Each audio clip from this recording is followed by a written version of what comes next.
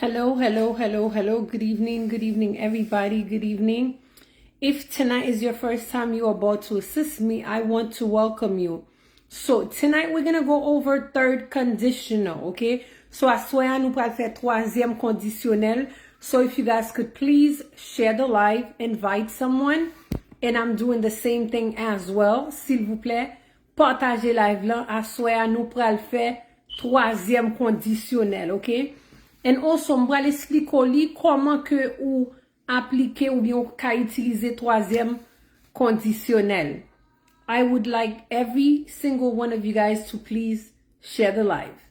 Lagez sur un groupe, invitez aux amis, partagez sur WhatsApp, partagez sur Messenger, okay? Now, pendant ma parle ensemble avec nous, I cannot see you guys, but I'm pretty sure that you guys can see me. Good evening to all of you. I hope you guys had a wonderful day. I had a fantastic day.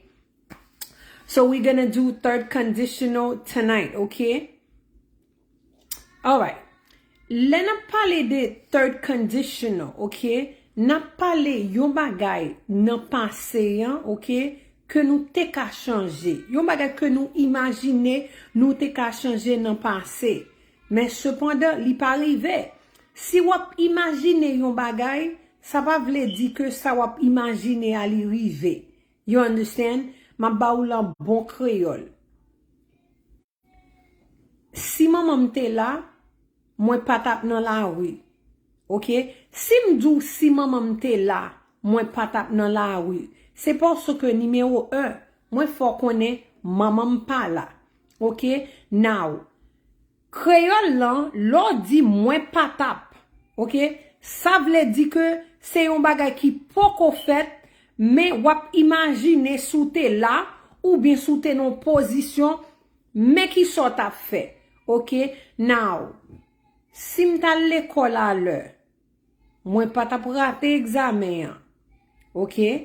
Si m'te rele ou, moi pas ta dans la rue jodi. Si m'te contacté Diana, moi pas ta prêter comme ça. All right? Now, dans langue anglais, l'on dit sim, c'est if. Okay? If, if, vle dit sim. Right? I would not be on the street if I had listened to my parents. Okay? I wouldn't, si m'vle faire contraction, au lieu pour m'dou, I would not be on the street. Mabdou, I wouldn't be on the street if I had listened. Verb listen, ça wap mette de la dan. Keep in mind. Okay? Laissez perfect wap conjuguer verb là. You need to add ed. Okay? If I had listened to my parents, I wouldn't be on the street. Quel que soit j'aime di là, li vle di même bagay. Ou bien m'ge doit di, I wouldn't be on the street if I had listened to my parents. Ça veut dire que m'pa tap nan la rue si m'tekoute parents. I wouldn't be on the street if I had listened to my parents. Ou bien m'kadou si m'tekoute parents, moi pa tap nan la rue. If I had listened to my parents, I wouldn't be on the street, okay? This is what you call third conditional. All right? Now, si m'te réveillé à l'heure, right? Si m'te réveillé à l'heure, moi pas t'apprendre état pour travail. All right? Now, pendant ma fait ça ensemble avec vous, moi t'a remen nous essayer écrire, okay? Now, sous écrit mal, m'a corriger ou. This is what we're here for, right? We're here to learn how to speak English. So what I want you guys to do, I want you guys to try to write it down. If you write it incorrectly, I will guide you and I will correct you, okay? Now, si m'te réveillé à l'heure, moi pas t'apprendre retard pour mal travail. Okay? Si m'te réveillé à l'heure, m'bavle aucun moun di get up. Get up pas vle di réveiller. Wake vle di réveiller. Si m'te réveillé à l'heure, okay? Nan m'a fait le plus facile pour. Si m'te réveillé bonheur, moi pas t'apprendre retard pour travail. Si m'te réveillé bonheur, Mwen pa ta pon reta pou travay, okay? Afterward, you and I, we're gonna do some practices together, okay? So apre, lem fin fè sa yo ansama ave nou pral fè practice ansama avem, alright? Si mte reveye bonheur, mwen pa ta pon reta pou travay.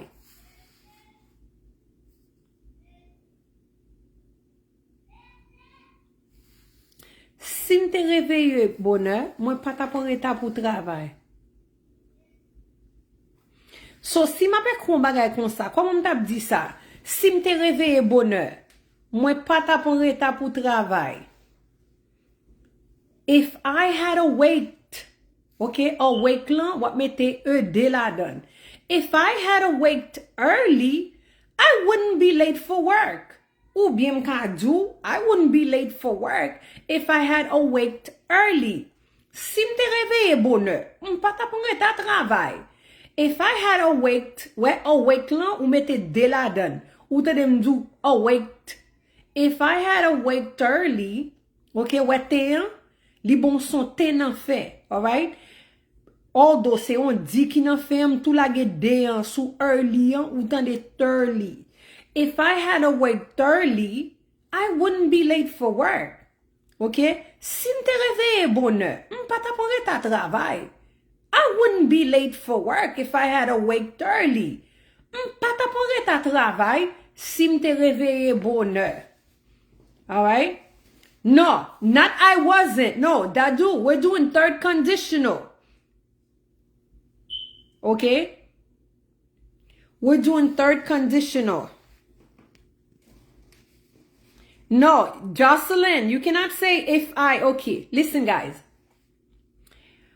Pour appliquer third conditional, I'm going to write something down and I want you guys to follow along with that. Okay, m'ta reme nou su sa, sa m'ba l'écrire. Okay, third conditional. You're going to use the word if. Okay, if lan vle di sim. Alright? So, ma pe écrire lan parenthèse. Plus, had, okay, simte, if I had, right? And then, what mette conditional, right? On vous mette conditional would nan ou bien would lan, right? Wap conjugue verb la nan ki sa, nan perfect, right? So si ma pale de pale, let's say I'm talking about the verb to talk. Mbap do talk, map do talked, ed. Si map do speak, map do spoken, okay? Now, if I had spoken to you, si mte pale ansama avò, okay? If I had talked to you, simte pale ansama avèl, right? If I had walked with you, simte marche ansama avèl. If I had slept with you, simte dormi ansama avèl, right? Alright, and then, lè nou fin conjugue verb la non perfect, it's either, si nap use positive lan, nap di I would've, mwen tap. I would've, alright? If I had listened to my parents, I would have become a millionaire. Ça veut dire que si m'te ton de parents yo, mwen ta devene yon millionnaire. Okay? I would have become. Okay? Pour ki sa mba di became? Because mwen do would have. De pourtant des verbes qui do would have, should have, could have, automatically, verb lan ou supposé conjuguer non perfect. M'pa ka di I would have speak. Map do I would have spoken. Mpaka do I would have talked. Map do I would have talked. Mpaka do I would have get up. Map do I would have gotten up. Okay? I would have swum. I would have eaten. Alright? E-A-T-E-N.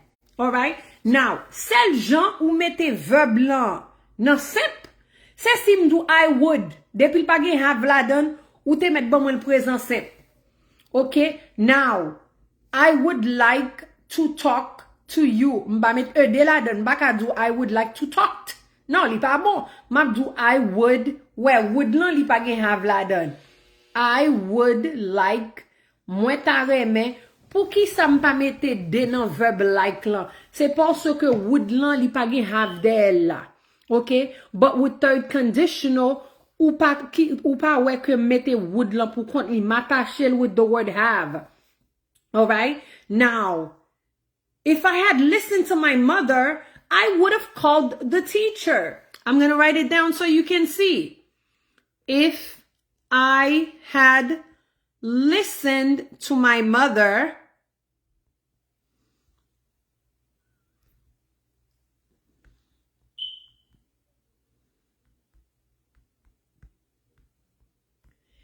Leo do perfect conditional, right?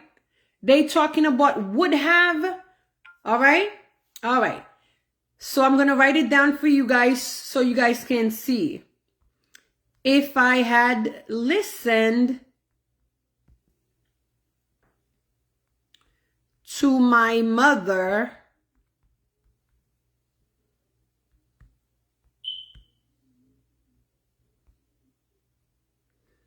I would have, ou bien m'ka fait contraction, l'on parle langue nan bien, ou ap di I would have, same thing. I would have called the teacher. See that? If I had listened, where's the if? Hold on one second. All right. If I had listened to my mother, I would have called the teacher. Ça veut dire que si m'te tande maman, moi tap rele professeur. OK? Now, problème nous c'est créole, non c'est pas anglais. Moi ta avec moi tap, c'est deux bagailles différents. OK? Moi tap, li plus fond nan passé.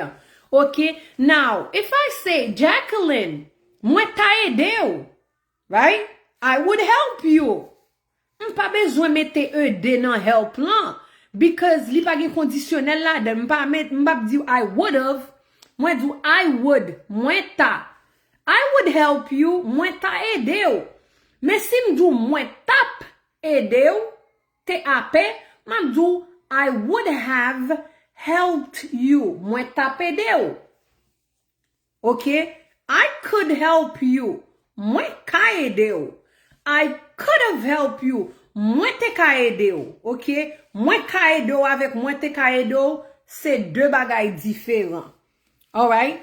So now, this is what we're gonna do. We're gonna do some conditional sentences, right? So m'abdi lan Creole, I want you guys to try to write it down in English. All right? Number 1.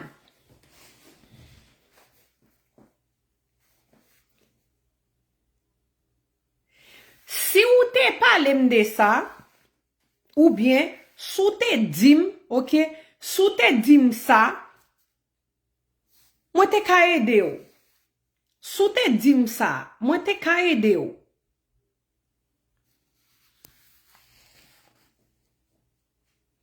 Si ou te dim ça, okay? If you had told me that, well, if you had told me that, si ou te dim, if you had told me that, si ou te dim ça, moi ta pede ou. I would have helped you. If you had told me that, I would have helped you. Ou bien m'ka dil nan l'autre sens lan, I would have helped you if you had told me that.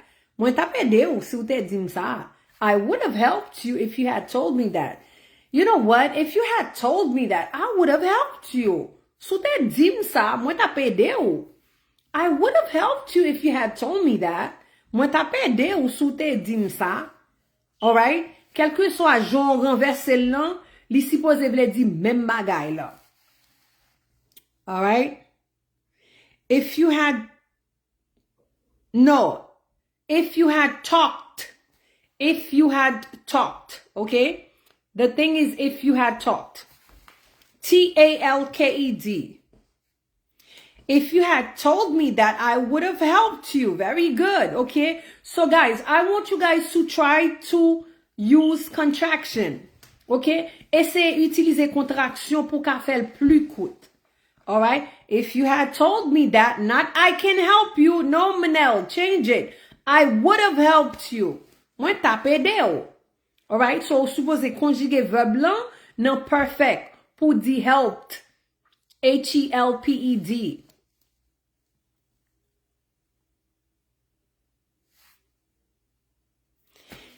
Si ou te leve bonheur, ou pa ta pon retard.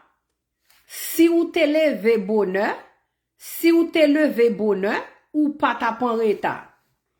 Si ou te levé bonheur, ou pas ta pan retard. How would you guys write that for me? Write it down. Si ou te levé bonheur, ou pas ta pan retard.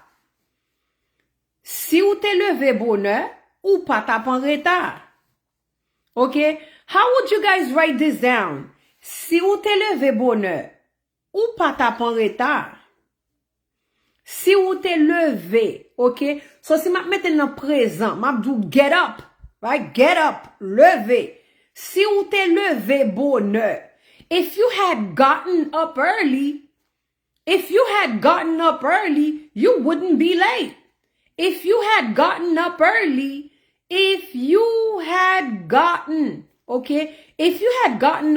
you wouldn't be late. Sou te levé bonheur, ou pas ta pan retard. You know what? You wouldn't be late if you had gotten up early. Ou pas ta pan retard, sou te levé bonheur. You wouldn't be late. I did contraction. Instead of me saying you would not be late, moi do you wouldn't. Okay? Contraction. You wouldn't be late. Ou pas ta pan retard if you had gotten up early. Sou te levé bonheur.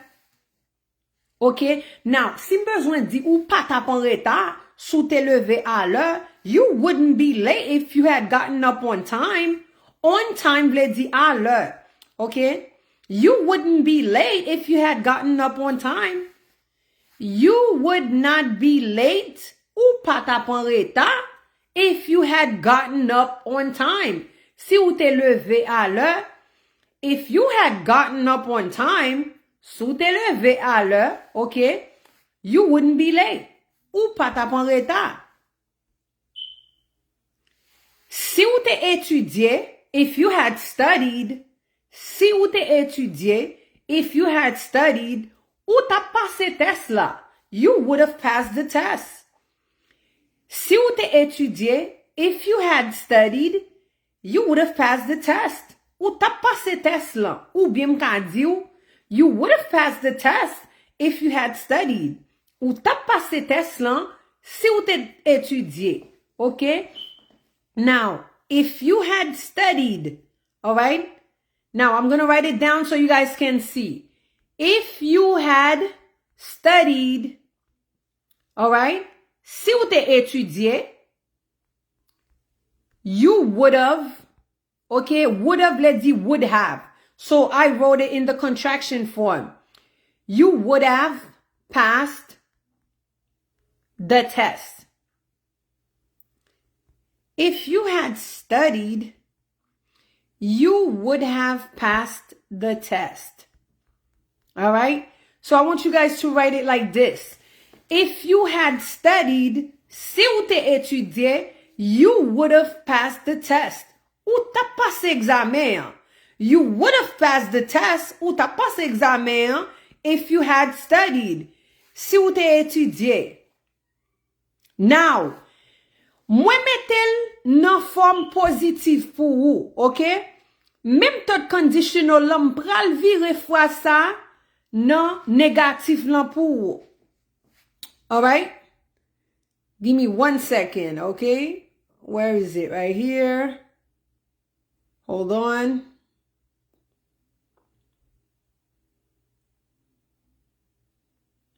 All right, I'm going to show you guys something, okay? Gyon phrase que moi pen kounya, I just pen the sentence. M'pral ba nou nan negatif. Do sa ki bon an. Sa ki bon an. When you are doing third conditional, you are able to change the same sentence in the negative form, okay? Now, mwen ekri nan form positif lan pou, okay? If you had studied, si ou te étudié, ou ta passé examen, you would have passed the test. Kounya, an essaye di lon l'autre sens. E ba vwe? Si ou pat étudié, if you had not studied, you see that? Mwen vle nou bien sezin. Si ou pat étudié, if you had not studied, ou pat a passé test lan, you wouldn't pass the test. All right? I'm going to write the negative form for you guys so you guys can see. If you hadn't is the contraction form of had not. If you hadn't studied, si ou pat étudié, You wouldn't. Ou patap.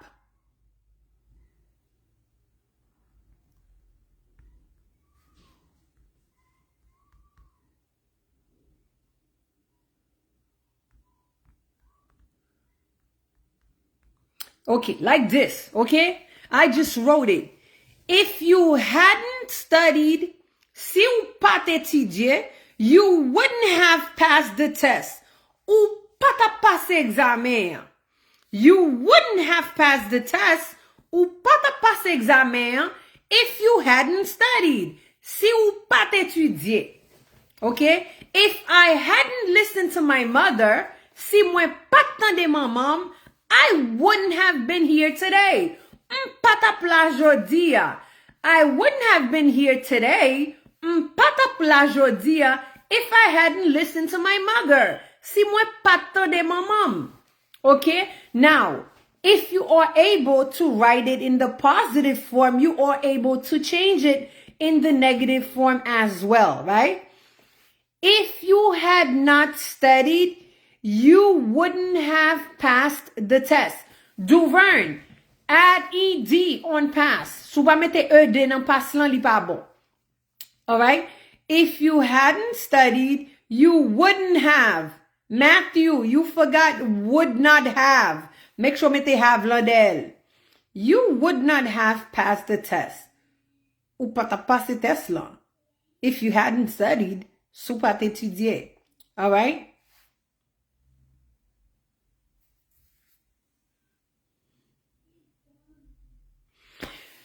Si ou te passe test lan, if you had passed the test, ou ta conduit machine ou an, you would have driven your car. Ou ta conduit machine ou an, si ou te passe test lan, you would have driven your car if you had passed the test. You would have driven. Ou pa wè m'di driving. The reason why I cannot say driving because we're talking about conditional. Okay? Perfect conditional. Alright? Le yo do perfect conditionnel, sa vle di verb lan, supposé, conjugué, perfect, which is driven. Okay? That is why m toujou fè verb sa anseman vel. So wap di swim, perfect conditional, wap di swam. So wap di walk, wap di walked. So wap di speak, wap di spoken. So wap di meet, wap di met. Alright? Very good. If you had not studied, you wouldn't have driven your car. Sou pat étudier, ou pat ap conduit machine ou an. You wouldn't have driven your car if you had not studied. Ou pat ap conduit machine ou an sou pat étudier. If you had studied, you would have driven your car. Si ou te étudier, ou tap conduit machine ou an. You would have driven your car if you had studied. Ou tap conduit machine ou an, si ou te étudier. You would have driven your car if you had passed the exam. Ou tap conduit machine ou an, sou te passe examen. If you had passed the exam, sou te passe examen, you would have driven your car. Ou tap conduit machine ou. You would have driven your car if you had passed the exam. Ou tap conduit machine ou, si ou te passe examen, right?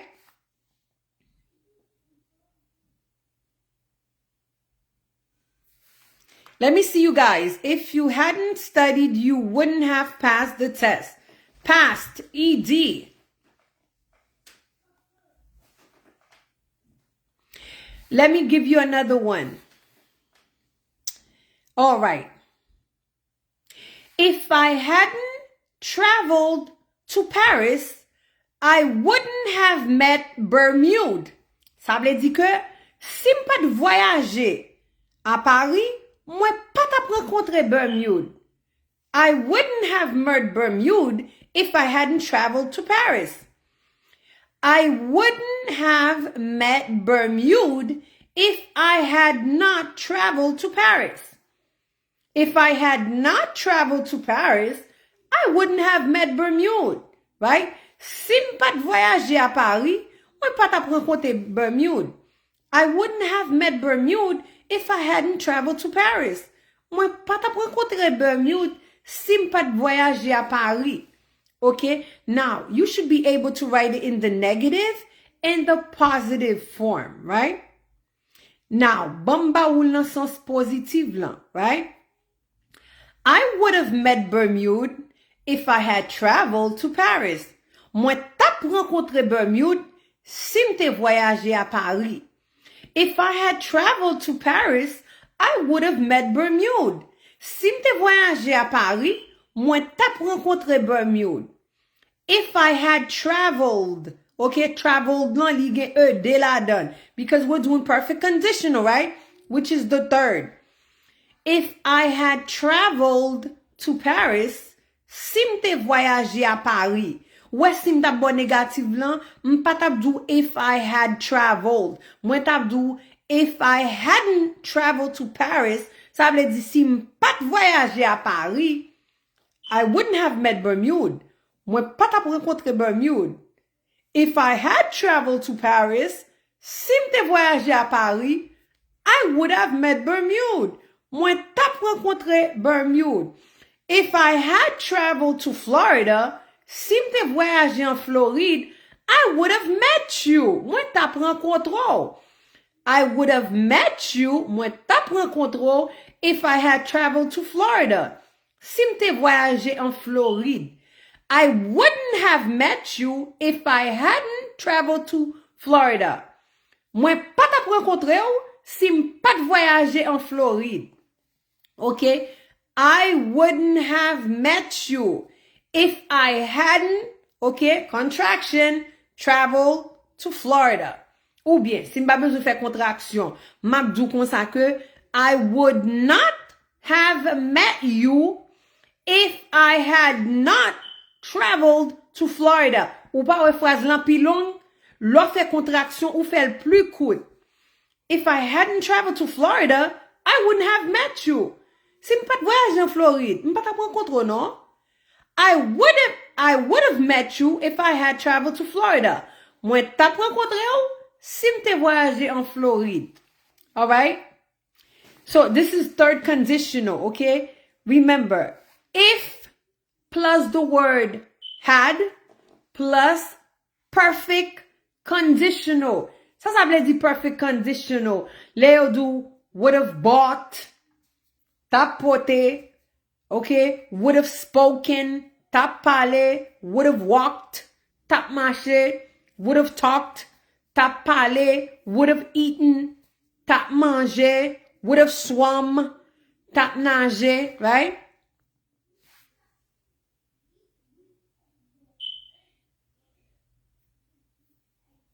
Now,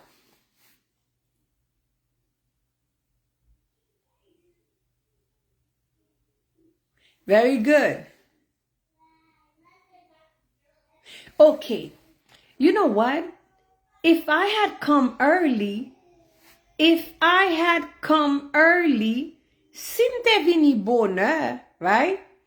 I would have left on time. Mwen tap kite à l'heure. I would have left on time if I had come early. Tap kite à l'heure si m'te vini bonheur. I would have come. Mwen tap vini. Okay? I would have come on time. Mwen tap vini à l'heure if I had left early. Si m'te kite bonheur. If I had left early, I would have come on time. Si m'te kite bonheur, mwen tap vini à l'heure. All right? If I hadn't followed you online, I wouldn't have met Esther. Very good. That's a good one. Excellent, Bermude. If I hadn't followed you on time, I wouldn't have met Esther. Ou bien m'kadou, I wouldn't have met Esther if I hadn't followed you online. Very good. Now, you can change this sentence into the positive form. If I had followed you online, I would have met Esther, right? If I had followed you online, si m'te suivi en ligne, I would have met Esther. Mwen tap rencontre Esther. I would have met Esther if I had followed you online. Moi tap rencontré Esther, si m'te suivou en ligne, very good. Say me please. No, Wiener, don't say me. Tell me. Tell me please. Ki différence ki gen, lor di say, lor di tell. Okay? Now, talk. What did you say? M'pa tell ou, mwen do talk. Lor di say, ça vle di. Lor di talk, ça vle di parler. Tell me, dis-moi, le ou moun ap dou un bagay, si map raconte un bagay, I'm telling you, okay? Now, perfect example, don't do this, okay? Ou pap di, what did she tell? What did she say? Because mwen di un bagay, si m'dou, don't do this, right? Ça vle di que, pa fè ça, alright? Now, si m'dou kon sa ke, I want to talk to you about something. Et puis mwen dou sa mabdou la. Ou pap dim, what did you say me? What did you tell me? Okay? Le mabdou yon bagay pou fè, ou pap di say, wap di tell. Okay? Cause mabdou sa ou pou fè a deja. Si mdou kon sa ke, do your homework. Okay? Make sure you finish your homework. What did you tell me? Ki sote dim? Okay? Si mdou kon sa ke, kite sa. Mpa rakonte ron, just do kite sa. Ou pap dim, what did you tell? Wap dim, what did you say? All right? Very good. I couldn't spoke. No, Luina, I couldn't have spoken. I couldn't have spoken English if I wouldn't. No, I wouldn't have spoken English if I hadn't followed you. Okay, I'm going to write it so you can see, all right? So, with third conditional, ou pa ka applique could ou bien couldn't. Wap applique would seulement. Okay? Listen, I'm going to write it so you can see. I wouldn't have spoken English if I hadn't followed you. Like this. All right, very good. I wouldn't have spoken English if I hadn't followed you. All right? I wouldn't have. Mwen pa ka pale anglais, si m'pa suivou, I wouldn't have spoken English if I hadn't followed you. If I hadn't followed you, si m'pa suivou, I wouldn't have spoken English. Mwen pa ta pale anglais. Okay? Now, si m'besoin changer nan forme positive lan, m'abdou kon sa. I would have spoken English. Mwen ta pale anglais. If I had followed you, si m'te suivou. If I had followed you, si m'te suivou, I would have spoken English. Mwen ta pale anglais.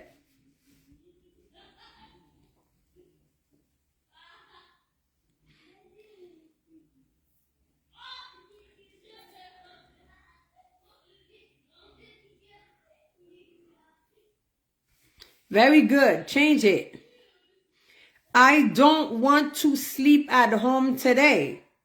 Okay. So, okay. Now, yon moun ki ta reme fè practice, all you have to do, wap di mrele ou, and I will call you, et map chwazi 4 moun pou ki fè practice ansama avem, avant que nou termine. So, if you would like for us to practice, all you have to do, write rele mislan, and I will call you. Alright? So, guys, remember, I'm unable to see how many of you guys that are watching right now. But if you write for me to call you, I will call you and we can do some practice together. All right?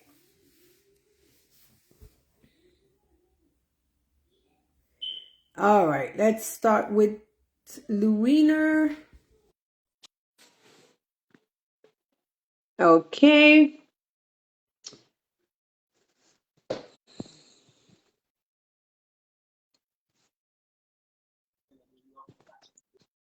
Hello. Hello, Miss. How are you? Good afternoon. Fine, thanks. What about you? I'm good. I'm good. So, what's your name? Tell me your name and where you're listening to us. My name is Luina. Okay. Where are you right now? I am following you in Mexico. Oh, in Mexico. Okay. Very good. How was your day? Good? So good. Okay, so And you? I'm wonderful. I had a beautiful day. Thanks for asking. So this is That's what we're good. gonna do, right? I'm gonna tell you something in Creole. You're gonna try to answer me in English, all right? That's good. All right, very good. Let me know when you're ready. Yes, I'm ready. Okay. Mwen tape de ou si ou te dim. Mwen tape de ou si ou te dim. I will I will help you. No, we're doing the third conditional. Apre would lan, ki sa oubliye.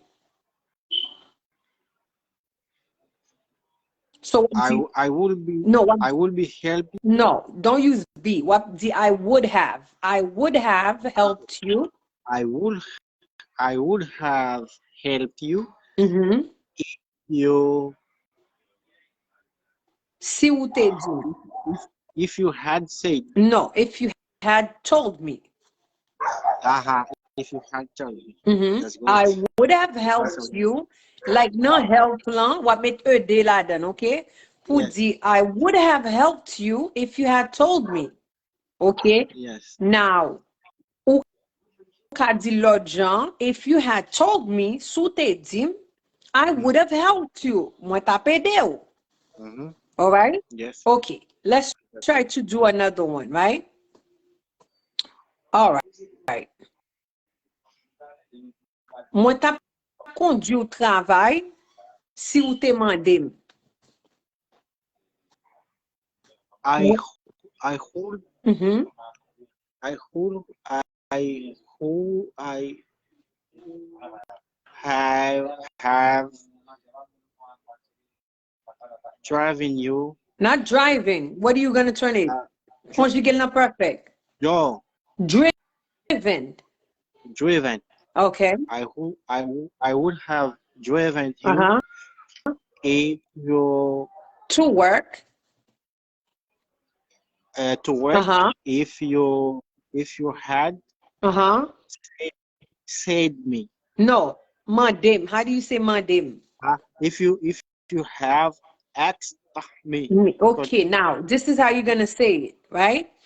I would have driven you to work if you had asked me. asked me, Yes. yes, with ed. Yes, ED. Okay. I would have driven you to work if you had asked me. Ou bien ka dou lot jan, if you had asked me, sou te mandem, I Yes, would have driven you to work. Mwen tap kondi ou travay. All right? that's great. Okay, very good. So do you have any Wonderful. questions for me before I leave? No, ask me another one. I'm going to try my best to grab other people so next time we can communicate more, okay? I have a question. Sure, go ahead. Kawam ka di, sim te gen l'ajan, nta pa achete le mot. Okay. Now, if I had money, I would have had the world. That's great. Thank you very much, You're teacher. welcome. Have a Was a good night. pleasure. Bye-bye. Good job. Thanks. Bye. Okay, who's next? Okay, we're going to try one more and that's it. Long Monsieur Lou. It's okay. I mean, say première fois, li, not a problem. You understand? All right. Yeah. Good evening. Good evening, Miss. How How are are you you? doing? I'm good. Yourself? Um, a little bit. A little bit. What do you mean by that? Don't pas dire a little bit, because a little vle di tout petit, a bit Yeah. vle di tout petit. C'est tant qu'on dit tout petit petit, li pas bon. Wap di a bit ou bien a little. A little. There you go. What's the matter? Talk to me. What's up? Today is very cold because No. it's snowing. What It was happened? snowing. Thank you. It It's was snowing. snowing. Yeah. Is it still snowing right now? Yes. Oh, it's still snowing. Yeah, it's still snowing. Okay. But you indoor, not outside right now, right? You warm. No, I want to try it outside now, Okay. but and then I'm getting back. Okay, so I was driving. I was driving outside. Mhm. I just got back. I just Yeah. just got back. Yeah. Very good. Okay. So this is what I'm gonna do, right? M'pral Okay. pose nou chak la. Okay, first m'pral grab your name too. M'pral pose nou chak la deux questions. Tande bien, j'en pose les m'vle nou répondre. Ouais, okay? But si nou kole nou pa besoin fatigue nou m'a pede nou. All right? Okay, no All problem. right, my friend to the right. Tell me your name. Um, Miss, so I'm just going to congratulate you for the great job that you're doing. Thank So you. for me, I don't really need, for example, the um I see. Okay, I got a friend of mine. I'm at work. So I see the job that you're doing is very in a high level. For example, so I want you to take a little time, to explain that people for understand, Okay. understanding. Yeah, just only I'm calling you, as I told you, just to congratulate you for the great job that you're doing, right? Thank you. I'm So humble. we're in the same boat.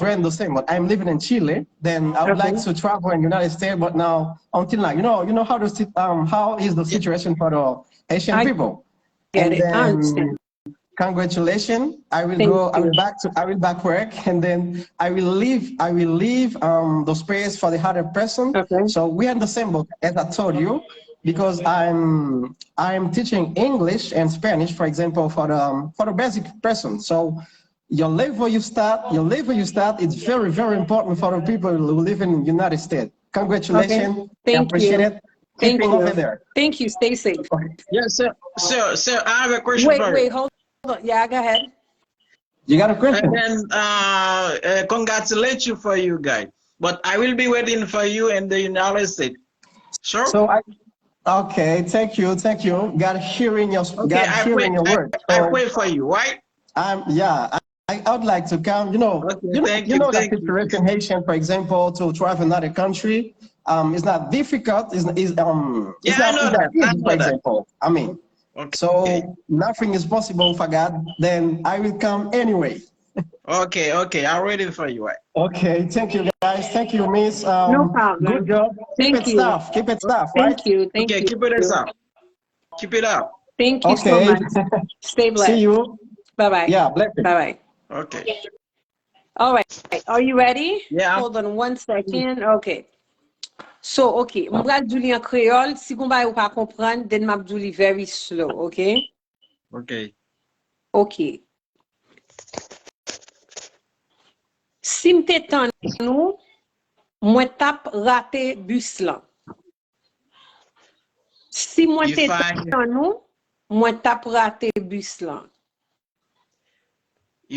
would wait, Non. if I Mba would have, di mwen tap, non, tade bien. Si mwen te tan nou, mwen tap possible, rate bus lan. if I with you, Ok. Remember, sa mte djou lo a fe third conditional. Wap komanse pa if plus had, right? plus Plus perfect conditional. So wap di, if if I had if I have with you, waited, pa di wait you. If I had waited if for you, if I waited for you, yes, I would have missed the bus. I would have missed the bus. Ça veut dire que si m'te tan nou, m'ta prate Então, bus la. ça. Ou bien, ou ka di, I would have missed the bus, mwen ta prate bus lan, if I had waited for I you. have with you. If I had waited, no, Waited you. waited for you. I waited for you. Mhm. Okay. If I had waited for you, I would have missed the bus. Ou bien, I would have missed the bus if I had waited for you. Okay. You if understand? I wait for you, I will miss the bus. I would have missed. Okay, that I would have Yes. missed the bus. The do, add ed on missed. I would have missed the bus. Very good, Bermude. If I had waited for you, I would have missed the bus. Ou bien, I would have missed the bus if I had waited for you. Okay, now, Okay. wap ban mwen nan negative lan tou. Okay. Yeah, if I hadn't waited for you, If I hadn't waited for you, I wouldn't miss the bus. I wouldn't have I would have missed the missed bus. the bus. Mhm. Yeah. If I hadn't waited for you, I wouldn't have missed the bus. Ça veut dire que si m'bat tan nou, m'bat prate bus lan. Yeah, I wouldn't have missed the bus if I hadn't waited for you. Now you make me late. Very good. Bermudine, who's you? I have no idea what you wrote. Okay, very good. So, do you have another questions for me before I leave? I'm going to try to get someone else, okay? Okay, and then I will give my friend your number because she need a packet belly. A belly package. Say belly package. Pas the package belly. Belly package. She can text you, and then she will talk to you. Okay, no problem. That's fine. She's very big. I don't like it. Okay. That's okay. That's fine. That's okay. Yeah, I told her you must look at you, and then you see the belly. Mm-hmm. The belly is very flat. Okay. No problem. Yeah. No problem. Okay. She could contact you. You're gonna say, I told her to watch you. She will see that your belly is flat. Yeah. I told her to watch you. Okay. You will see where her belly is flat. Ventre plat. I told her to watch you, and you will see her belly's flat. Yeah, I sent the video for her. I sent. I sent the video for her. Mm-hmm. To her, pas for her. I sent the video to her. Oh, to her. Mm-hmm. Okay, thank you. No problem. Okay, so it was nice talking to you. We'll talk some other time, okay? Okay. Keep practicing. You're doing good. Okay, good. All right. Thank you. You're welcome. Bye-bye. You have a wonderful night. You too. Stay blessed. Okay. All right. I feel at ease right now. Very good. Max, so the numbers are pinned at the bottom. After the live, I will give you guys the numbers again, okay? Pa ale ranger Haïti, c'est lang sa qui fait haïtien sans want kon sa. Nixon Alexander, thank you for the compliment. Let's continue. If I had waited for you, I would have missed the bus. All right, very good. Okay, good. I want to take this time to thank each and all of you guys for watching me. If tonight is your first time watching, my name is Mia Delin. We meet every Mondays, Wednesdays, and Fridays. If you have not subscribed with me, after this live, go to YouTube, type Apprendre Anglais avec Miss Mia Delin. That's how you'll be able to subscribe with me.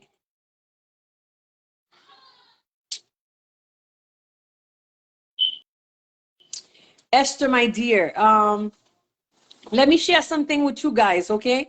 Before I continue. Bon di nou baga en créole, guys, okay? Now, nou ka wè ke sa fè kek tan, depi yon moun apè kon bagay negatif nan page anglais yan, right? Depi se kon anglais mabay, mba repon moun nan. Nka di moun nan, thank you, it's a compliment. Of course, c'est un compliment. Parce que, le wè wap fon bon bagay, moun nan vin di on bagay ki pa sa, ça vient montrer que moun nan li bon plus valeur sous valeur là encore. It's okay. Moi mais les haters yo vinn ba page là. Cause believe moi, même sou wè y a écrit tente, yo remon yo just pour confirmer que yo remon. OK? OK, l'amour se commence par la haine, n'est-ce pas? So ça veut dire que si moun ka prend temps pour venir écrire tente en bas page là, ça veut dire que gon bagay qui important que le remède ou même li just pour qu'on connaît. Alright? Et parfois, qui moun nan vle, qui moun nan pa vle, li déjà addicté, déjà li pa même connaît si la addicté. OK? M connais gan pile en bas live là, yo addicté, but yo pa kon si yo addicté. And the saddest thing is, ba yo 2-3 mois yo même encore qui pour promoter page anglais. Alright? So même souvent moun après kon bagay qui passe ça, pas waste time because pendant m'a enseigné un bagay, moun ap retirer sous l'heure sous temps pour apprendre bagay là. Ou pas besoin faire c'est grand nana moyen qui te vinn admirer grand yo. I want to take this time to thank each and all of you guys for watching. If tonight is your first time watching me, my name is Good Nana. We meet every Mondays, Wednesdays, and Fridays. If you have not subscribed with me on YouTube after this live, go to YouTube, type Apprendre Anglais avec Miss Miedeline.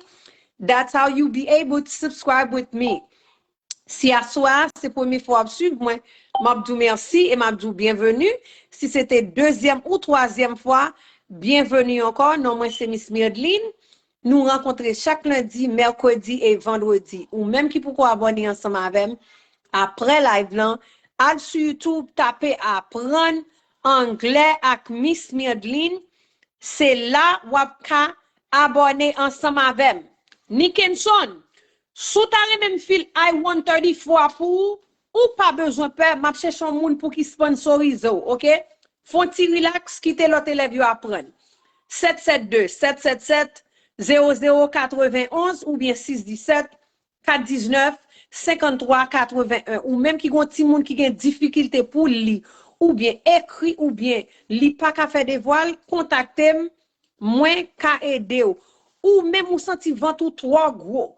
Chaque côté où aller, yo pense son bébé qui wa porter, contactez moi ka aider ou. Lorele moi dit Miss lan, I need the belly package. Belly package, you guys, this is no joke. La fait ventre plat ou même ventre mais grosse ou ta remen ventre plat. Tant que ti chou, contactez moi ka aider ou. This is my stomach, ouais? Pas gen ventre là. Screenshot, moun kap di pas vrai yo. OK? Gede fois l'aime poster yo dit comme ça que moi mais nous net, les nous dit comme ça, oh pas vrai, c'est votre ligne fait Kayam, docteur Patrick, avec elle nous t'a prime. Nous est sexy ça semble tant que votre limite couteau la donne, come on guys, pas faire ça. OK, 772-777-0091 ou bien 617-419-5381 ou même qui t'a remis descendre tout corps, l'orele moi dit Miss lan, I need the diet package. Diet package là, la descendre tout corps, laisser belly package là, c'est ventre seulement la casser ou même qui t'a remis fait belle l'argent sur Amazon. Oui, m'a cherché 10 moun en bas page anglais qui t'a remis fait comme sur Amazon pour aller faire jolly. Ou a tellement fait l'argent, ou a dit Miss lan. On pense que c'est menti, oui, yo t'a bay de yo, OK? Of course, nous ka edo. Nous avons classe Amazon chaque mardi, chaque jeudi à 8h10 du soir, OK? So, ou même qui t'a remis fait belle comme sur Amazon, relève 772-777-0091 ou bien 617-419-5381. And the good thing is, même si on travaille, ou pendant notre travail blanc, ou style a fait comme online sur Amazon.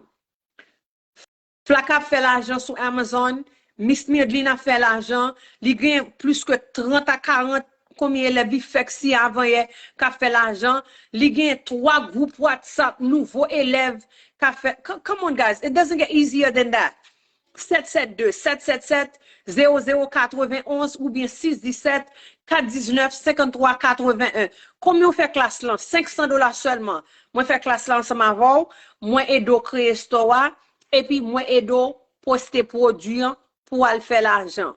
772-777-0091 ou bien 617-419-5381. All right? Gen élève nous fait si li pas même gen fin gon en semaine même li gen ta 1000 combien dollars. Pas gen moun k'ap jouer dehors, time is money, OK? So ou même qui en bas live là, m'tare mon prend son, prend ton pour qu'apprendre langue nan et ou même qui gen pour venir États-Unis. 4 bagages qui vraiment important pour faire. Numéro 1, mettez dans tête tout ce travail ou vin travail. Même si c'est quand maman ou vini, même si c'est quand on tonton, même si c'est quand ma tante, même si c'est quand on ménage, même si c'est quand on madame. Première semaine, premier jour, ou bien premier mois, ou ap jwenn bon accueillissement, ou ap jwenn bon accolade, ou ap jwenn belle souris. Mais, mettez dans tête tout, depuis 2-3 mois, commencez à frapper ou pas commencer à chercher travail, belle coute, welcome back, ou ap jwenn yo, ou pas continuer jwenn yo encore. So, ça veut dire que pendant en Haïti, pendant Saint-Domingue, pendant Chili, pendant Brésil, m'ba kel kotoye, make sure ou apprenne anglais ensemble avec nous because it's very important. You need to learn how to speak English. In order for you to get a good job here, you must speak English. There's no going around it. Number 2, si ce qu'on fait épave, ça veut dire que même si tu travailles en PO, $7, $8, pas de son métier, you have to start from somewhere, right? Après, l'offre gen papier qui sont pral faire ou pral non community college ou pral apprendre nos bagages si c'est garçon yé ou ka apprendre réfrigération ou ka apprendre l'autre bagage pour aider tête tout mais avant tout ça yo que m'dou lan yon nan bagage qui plus important si c'est quatrième droite l'on pral utiliser m'bap di moa ou bien que si son l'autre bagage qui ou a fait do what you gotta do pour make sure ou solidarité tout ça que ou a fait. Que bon Dieu m'en béni, que bon Dieu m'en guide, que bon Dieu m'en fait autant ensemble avec vous. Guys, please share the live for me. Share it on WhatsApp. Share it with your friends, your family. Share it on WhatsApp. Share it on Messenger. Partagez live pour moi. I will see you guys this Wednesday at 7:30. Stay positive. Have a blessed night. My numbers are 772-777-0091 or 617-419-5381. Stay blessed.